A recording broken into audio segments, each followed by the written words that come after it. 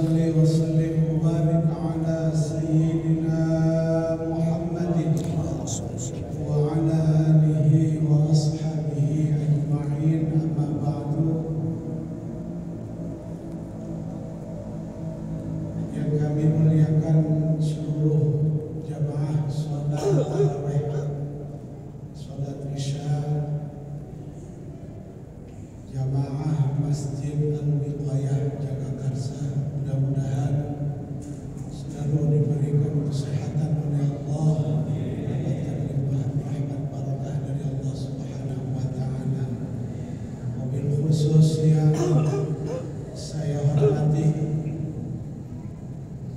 Ketua DKM Masjid Al-Wiqayah beserta seluruh jajarannya, para asatidzah, para guru, para hujaj, para sepuh bini sepuh, mobil khusus beliau al-mukarram Ustaz Bapak Muhammad Nur Shalihin yang baru saja mengimami sholat isya dan sholat tarawih kita.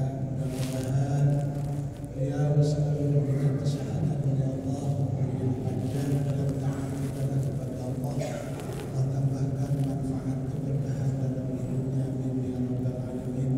Dan para asatidzah yang lainnya, mohon maaf tidak kami sebutkan namanya, namun insyaallah tidak mengurangi rasa mahabbah ta'zim kami kepada beliau-beliau. Bapak-bapak, ibu-ibu, seluruh jamaah salat tarawih yang dimuliakan oleh Allah Subhanahu wa taala, patut kita bersyukur kepada Allah Subhanahu wa taala karena Allah telah melimpahkan taufik hidayahnya, ridha hidayahnya. Allah telah melimpahkan nikmat-nikmatnya kepada kita semua, sehingga alhamdulillah atas izin dan ridha Allah, atas nikmat karunia Allah, kita telah menyelesaikan ibadah puasa Ramadan di hari ke-9, dan malam hari ini kita tarawih malam ke-10 insyaallah. Mudah-mudahan Allah kasih kita panjang umur dan yang sehat sehingga bisa menyelesaikan ibadah puasa Ramadan sampai akhir dengan sebaik-baiknya, dan mudah-mudahan Allah kuatkan iman Islam kita sehingga dapat mengisi saat-saat di bulan Ramadan, baik siang hari maupun malam hari, dengan amal ibadah yang telah akan menjadi bekal kita nanti di hadapan Allah Subhanahu wa taala. Amin amin ya rabbal alamin. Hadirin Bapak Ibu, saudara-saudara, di dalam menjalankan ibadah kepada Allah, taat kepada perintah-perintah Allah, mengerjakan kewajiban-kewajiban yang Allah bebankan kepada kita, yang Allah perintahkan kepada kita. Harapan terbesar kita adalah kita berharap seluruh amal ibadah yang kita kerjakan, baik yang wajib maupun yang sunnah, sedekah serta infaknya, harapan terbesar kita semoga diterima oleh Allah Subhanahu wa taala dan dibalas dengan pahala yang berlipat ganda di sisi Allah Subhanahu wa taala.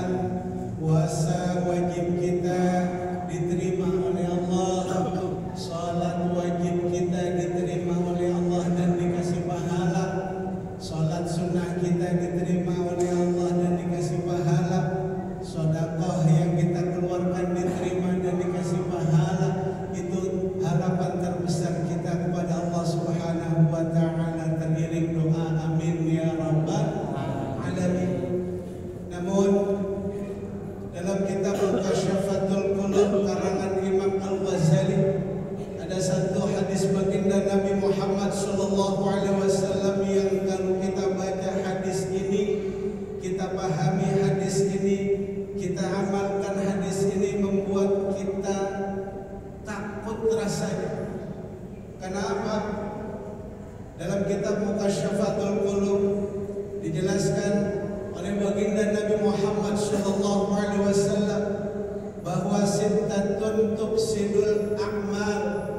Kata baginda Nabi, ada 6 perkara yang dapat merusak pahala amal ibadah yang kita kerjakan. Salat wajib yang kita kerjakan sah di sisi Allah, tapi pahalanya rusak.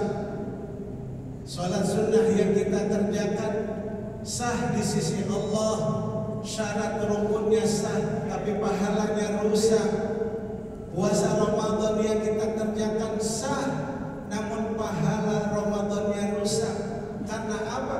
Karena kita melakukan 6 perkara ini. Saya baca hadis ini dengan hati bergetar, takut kepada Allah Subhanahu wa ta'ala. Takut amal ibadah yang saya kerjakan walaupun sah tapi pahalanya rusak di sisi Allah Subhanahu wa ta'ala. Nanti ketika saya sampai di persidangan di hadapan Allah Subhanahu wa ta'ala dengan membawa amal-amal kewajiban tapi pahalanya kosong, pahalanya nol, pahalanya rusak sebab 6 perbuatan ini. Yang pertama, perbuatan yang dapat merusak pahala amal ibadah kita adalah, kata baginda Nabi Muhammad sallallahu alaihi wasallam, al-ishtighalu bi uyubin nas. Al-ishtighalu bi uyubin nas. Ngeri saya pas baca hadis ini. Artinya apa? Orang yang rusak pahala amal ibadahnya adalah orang yang sibuk mencari-cari aib orang lain.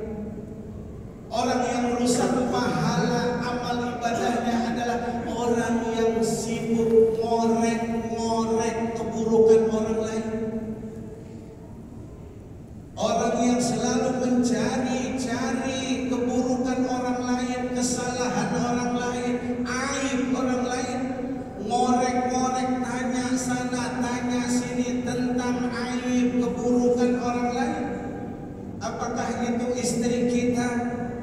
Apakah itu suami kita yang kita bicarakan keburukannya? Apakah itu istri kita yang kita bicarakan, yang kita omongin keburukannya?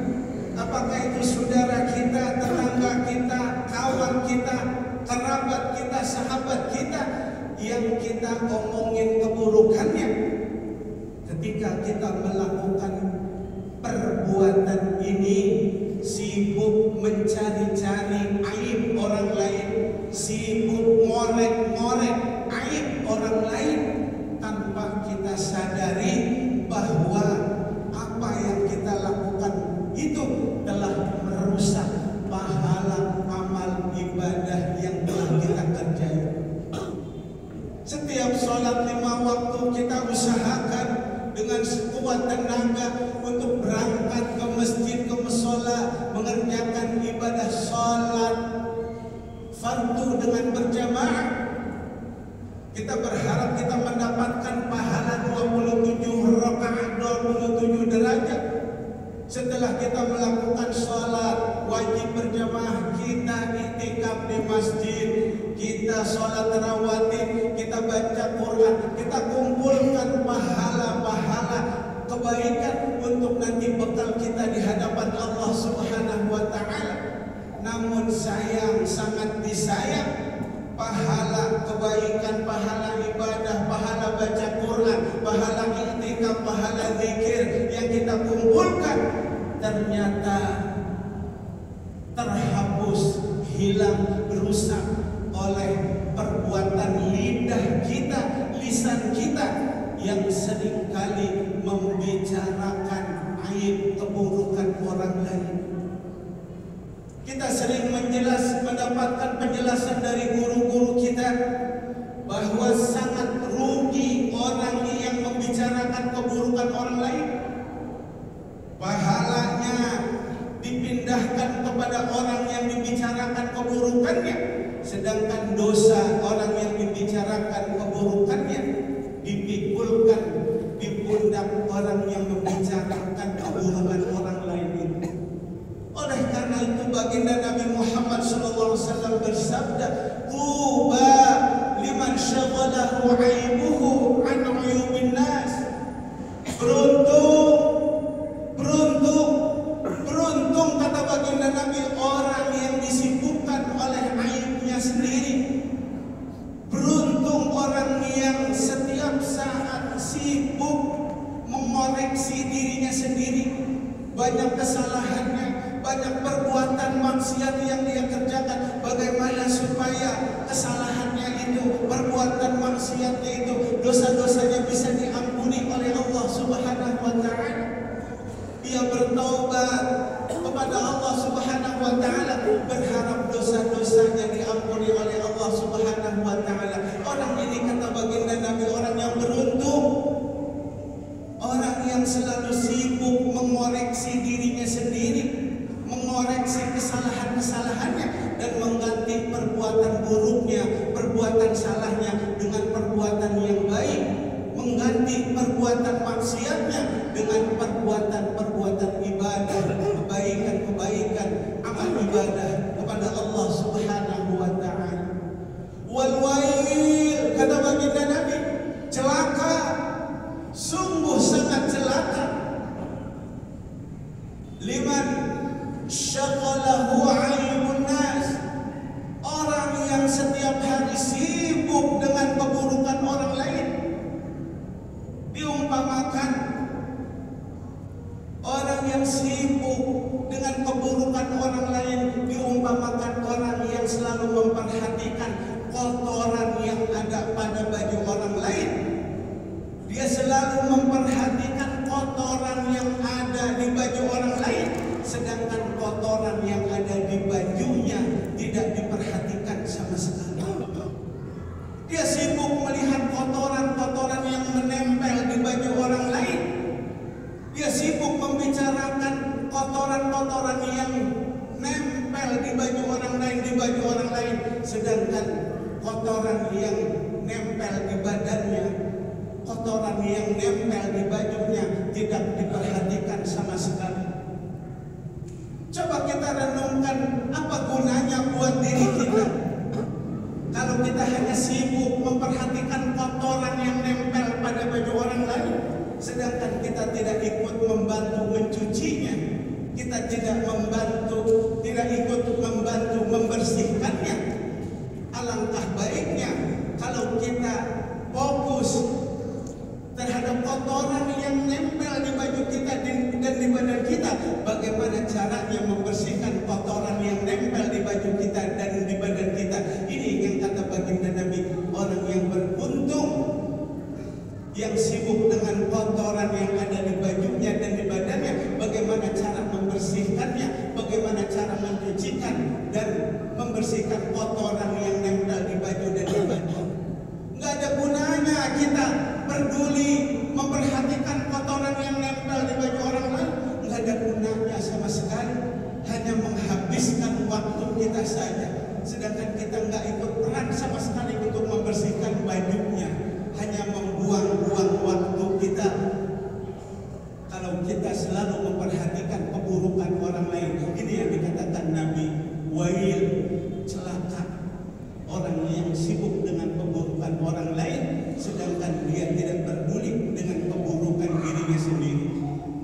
Bapak Ibu saudara-saudara jamaah salat tarawih yang dimuliakan oleh Allah Subhanahu wa Ta'ala, dalam surat Al-Hujurat ayat 17, nyata-nyata Allah larang kita untuk melakukan ghibah, membicarakan keburukan orang lain. Wala yaghtab ba'dukum ba'd, dan janganlah kamu sebagian dari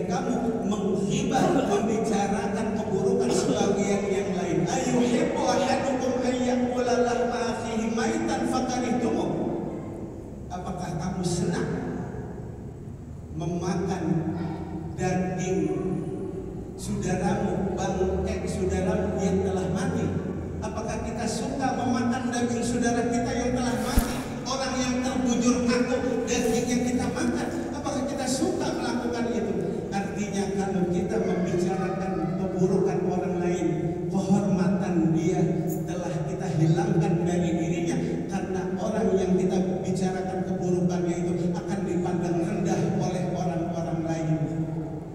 Orang yang kita bicarakan keburukannya itu hidup, tapi hakikatnya dia mati. Dia gak punya kehormatan, dia gak punya harga diri karena aibnya, keburukan yang sudah kita sebarkan kepada orang lain. Dia hidup, tapi hakikatnya dia mati.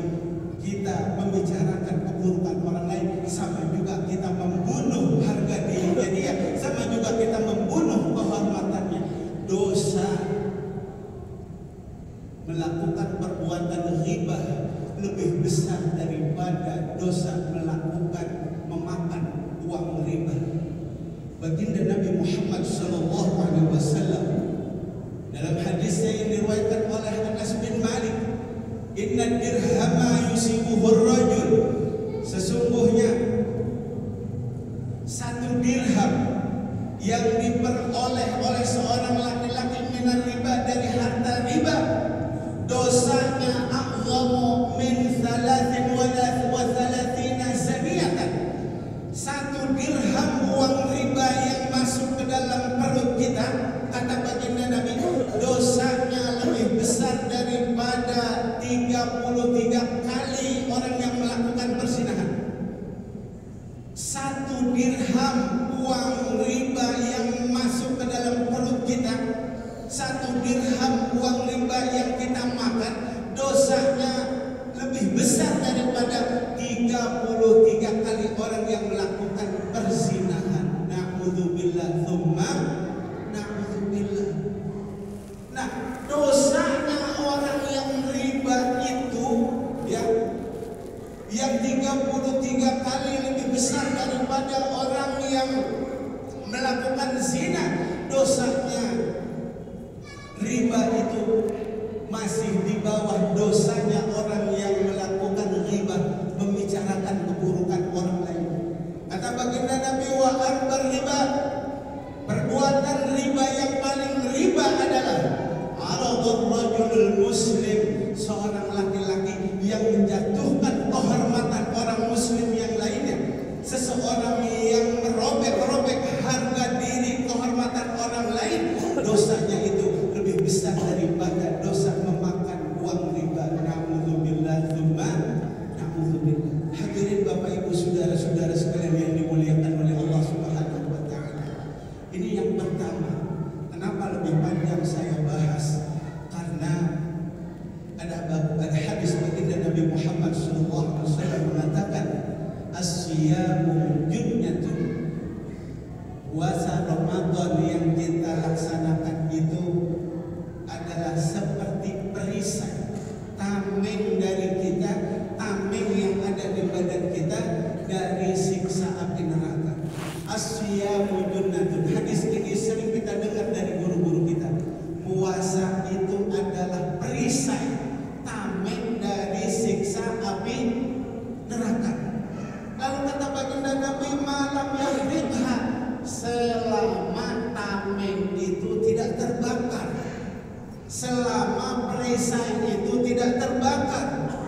Para sahabat yang mendengar hadis Nabi ini, bahwasanya puasa Ramadan itu adalah perisai dari api neraka, selagi perisai itu tidak terbakar, para sahabat bertanya, bima yahrikha ya Rasulullah, perbuatan apa yang dapat membakar perisai puasa itu?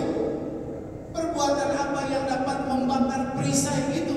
Baginda Nabi lalu menjelaskan, perbuatan yang dapat merusak, membakar perisai yang ada di diri kita, perisai dari api neraka, kata baginda Nabi, bikadzibin wa ghibatin, dengan perbuatan dosa, dengan perbuatan dusta dan ghibah, membicarakan keburukan orang lain.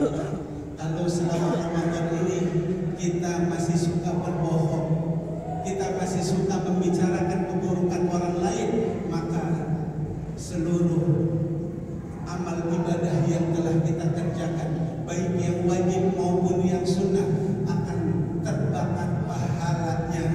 Kita melakukan ibadah puasa Ramadan sah di sisi Allah Subhanahu wa taala, tapi nol pahalanya, tidak ada pahalanya karena terbakar oleh perbuatan dusta, bohong, dan perbuatan ghibah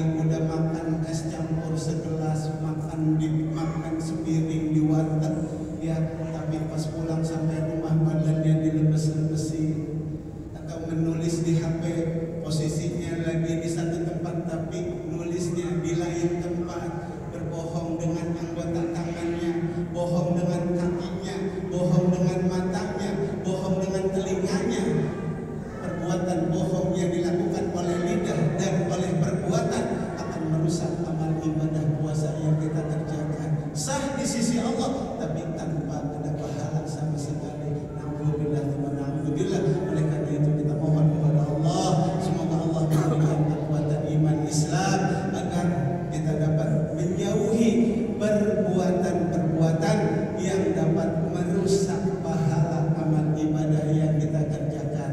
Secara singkat, yang kedua yang dapat merusak pahala amal ibadah, yang kedua adalah qaswatul qalb, keras hati, susah mendapatkan nasihat, ya, susah mendapatkan nasihat, untuk keras hati. Yang ketiga, hubbud dunia, terlalu cinta kepada dunia. Yang ketiga, keempat, tulul amal, panjang angan-angannya, ya.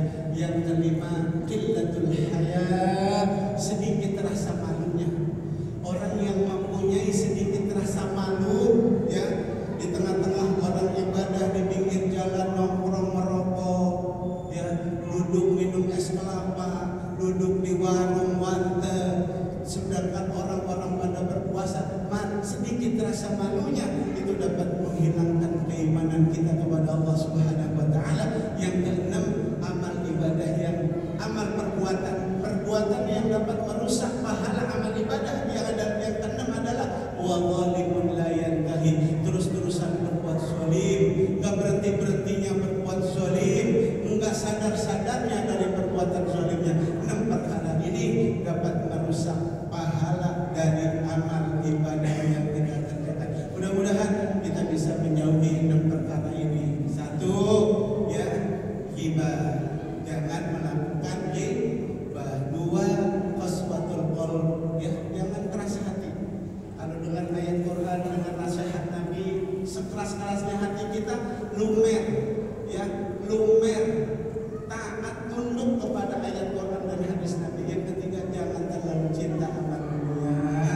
Yang keempat, ya, tulul amal, jangan panjang-panjang amal, jangan panjang angan-angan, ya, yang pendek aja angan-angannya. Apa yang kita hadapi itulah yang kita jalankan. Yang kelima, ya, jangan sampai hilang rasa malu di dalam hati kita. Harus kita pupuk rasa malu, karena rasa malu itu bagian daripada iman. Sedikit rasa malunya, kecil imannya. Kalau besar rasa malunya, berarti besar keimanannya kepada Allah. Yang keenam, ya, tinggalkan perbuatan zalim, baik kepada diri kita maupun kepada orang lain. Mudah-mudahan kita bisa melaksanakan 6 perkara ini, ya, bisa menjauhi 6 perkara ini sehingga amal ibadah kita dapat diterima oleh Allah Subhanahu wa taala dan kita mendapatkan balasan pahala dari Allah Subhanahu wa taala. Itu saya sampaikan. Mohon maaf, adana Allah wa iyyakum ajma'in. Assalamualaikum warahmatullahi wabarakatuh. Waalaikumsalam.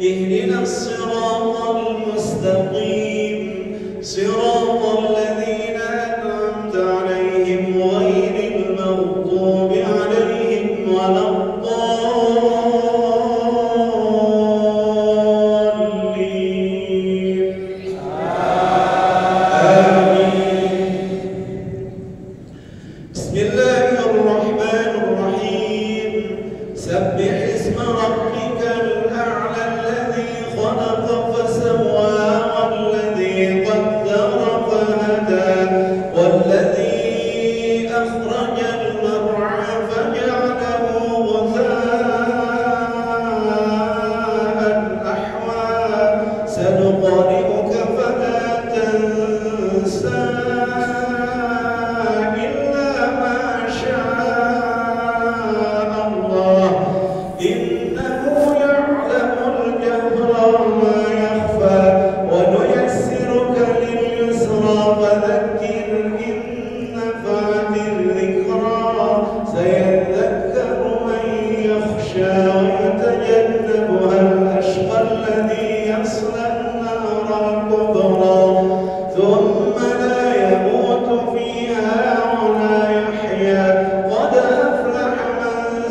زكاها قد أفلح من تزكى وذكر اسم ربه فصلى بل تؤثرون الحياة الدنيا والآخرة خير وأبقى إن هذا بالصحف الأولى صحف إبراهيم وموسى. الله أكبر. سمع الله لمن حمده. الله أكبر. الله أكبر. الله أكبر. الله أكبر. بسم الله الرحمن الرحيم الحمد لله رب العالمين الرحمن الرحيم مالك يوم الدين إياك نعبد وإياك نستعين اهدنا الصراط المستقيم صراط الذين أنعمت عليهم غير المغضوب عليهم ولا الضالين.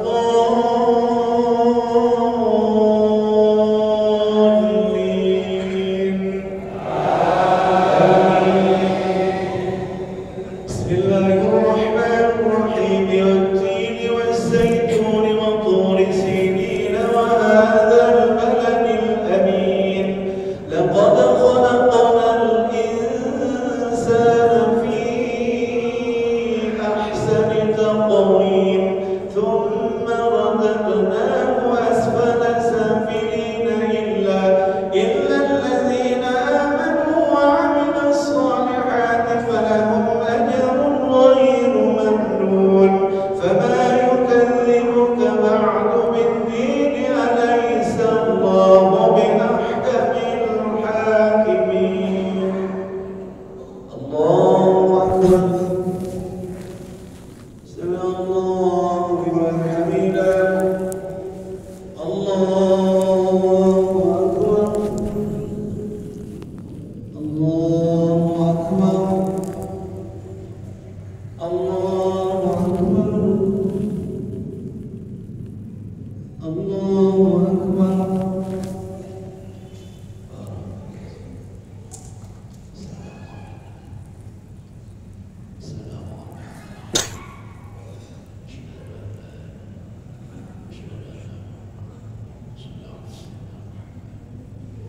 السلام عليكم ورحمة الله.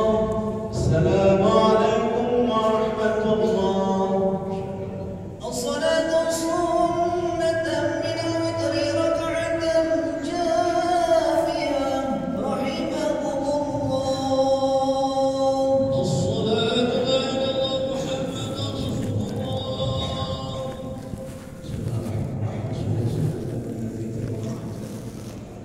الله أكبر. بسم الله الرحمن الرحيم الحمد لله رب العالمين الرحمن الرحيم مالك يوم الدين إياك نعبد وإياك نستعين اهدنا الصراط المستقيم صراط الذين أنعمت عليهم غير المغضوب عليهم ولا الضالين.